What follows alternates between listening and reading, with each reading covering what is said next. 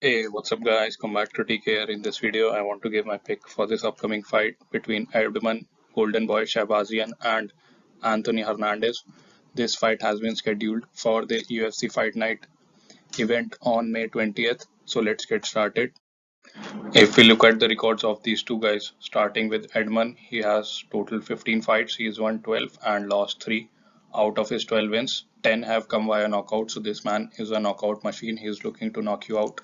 Only one win has come via submission and one via decision. So this is a record of somebody who is very heavy into striking and not very, heavy into grappling or wrestling. Now let's look at his losses. He has been knocked out twice and he has lost via decision once. So his chin is somewhat questionable. Now let's look at Anthony. So Anthony has 13 fights. So similar experience between these two guys. Edmen has 15, Anthony has 13, and he's won 10 and lost 2. If we look at his 10 wins, only one has come via knockout. So this man is the opposite of Edmen. 7 have come via submission. So he is a submission expert, and 2 have come via decision. If we talk about his 2 losses, he has been knocked out once and he has been submitted once, and he also has won no contest. So these two guys have similar experience, but Edmen is looking to knock you out, whereas Anthony primarily wins by submission. Now let's look at some of the other statistics, starting with the physical numbers like height. So it is 6 feet 2 inches for Edmen and 6 feet 0 for Anthony. So Edmen is the taller guy. He will have a 2-inch height advantage. Weight is even 185 pounds for both these guys unless somebody misses weight. Reach is 74 inches for Edmen and it is surprisingly 75 inches for Anthony. So even though he is the smaller guy, he will have a 1-inch reach advantage in this fight. Stance, both these guys are orthodox stance fighters. And if we talk about the age, so Edmen is the much younger fighter. He is very early into his MMA career, and it's really great to see a young blood in the middleweight division. Anthony is not that old, but he is older than Edmen. Now let's talk about the career statistics of these two guys, starting with some of the striking numbers. So first up we have the strikes landed per minute. This signifies the number of significant strikes that you land on your opponent per minute on average. That is 3.59 for Edmen, and he is a striker. And if you look at Anthony, it is 4.03. So he has an advantage on the stats, it might seem, but keep in mind that because he is a submission guy, a lot of these strikes are strikes that he landed on the ground and not necessarily on the feet.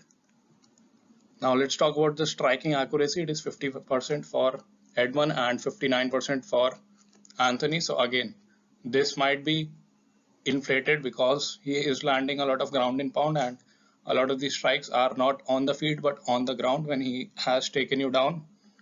So because of these reasons, usually the ground game experts, they have better strikes landed per minute and striking accuracy than some of the strikers. Now let's look at the strikes absorbed per minute.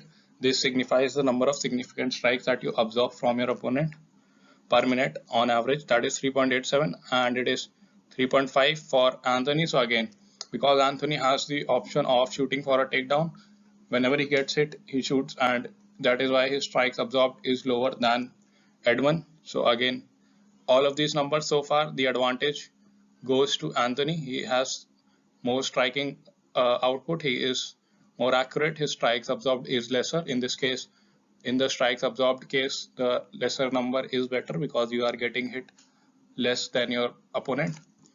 Now striking defense 46% for Edmen and 47% for Anthony. So again, pretty close for both these guys, but a slight advantage goes to Anthony. Now let's talk about some of the wrestling, grappling and BJJ statistics, starting with the takedown average. This is the number of average takedowns that you take in a 15-minute fight. That is 2.31. So it is 2.31 for Edmen and it is 6.49. So huge advantage goes to Anthony in this case. He has the better wrestling. Takedown accuracy is 37% for Edmen and it is 64% for Anthony. So again, huge advantage goes to Anthony here as well.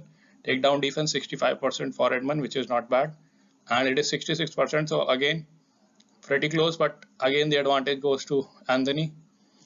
Now let's talk about the submission. It is 0.5 for Edmonds, and submission average is 2.4, which is really good for somebody in the middleweight division.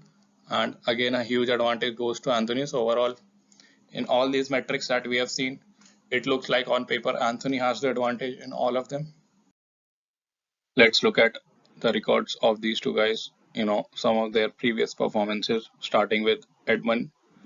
He, in his last fight, TKO'd Dalcha in the second round, and this fight happened in December of last year. So he is making a turnaround, fighting again after 4 months actually. And before that, he was on a 3-fight losing streak, which was a rough point in his career. He lost via TKO to Nasruddin Imavov in the second round. Before that, he lost a unanimous decision against Jack Hermanson, and he was TKO'd by Derek Brunson in the third round. This man was undefeated going into the fight with Derek Brunson. He KO'd Brad Tavares in the first round. He beat Jack Marchman via submission rear naked choke. So he has submissions in his arsenal. He TKO'd Charles Bird in the first round as well. Darren Stewart, he won via split decision. So this man was doing good up till the fight with Derek Brunson, but after that, he went on a 3-fight losing streak. Now he is looking to recover. In his last fight, he did good against Dalcha, but we are not sure how he'll do in this fight against Anthony. Anthony, if we look at his previous performances, in his last fight, he finished Marc-Andre Barriault via submission arm triangle choke in the third round. This fight was back in September of last year. So he is taking a lot longer. He's taking 6-7 months to turn around and fight again, which is good for a middleweight, I'll say. Before that, he beat George Fremd by unanimous decision in a 3-round fight, and he was also the guy who beat Rodolfo Vera via guillotine choke. So Rodolfo Vera is a legend of the BJJ world, and Anthony is the only guy to submit Rodolfo Vera, and he did it in the second round back in February of 2021.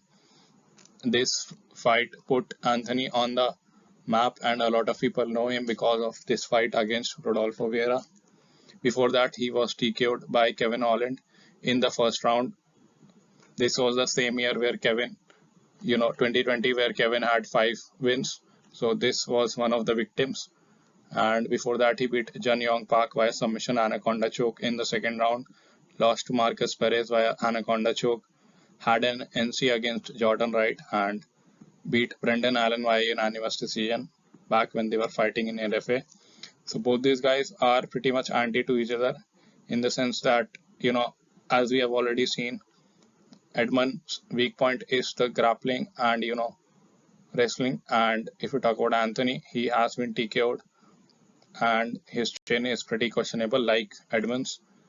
If I have to pick a winner of this fight, I think Anthony has more tools. He is the better wrestler. He is the better grappler. Edmund is a striker, but I don't think he'll be able to stop the takedowns. And if you get taken down by Anthony, he might actually finish you. So even though I like Edmund, I'm going with Anthony Hernandez in this fight. Let me know what you guys think in the comments below. I'll see you guys in the next video.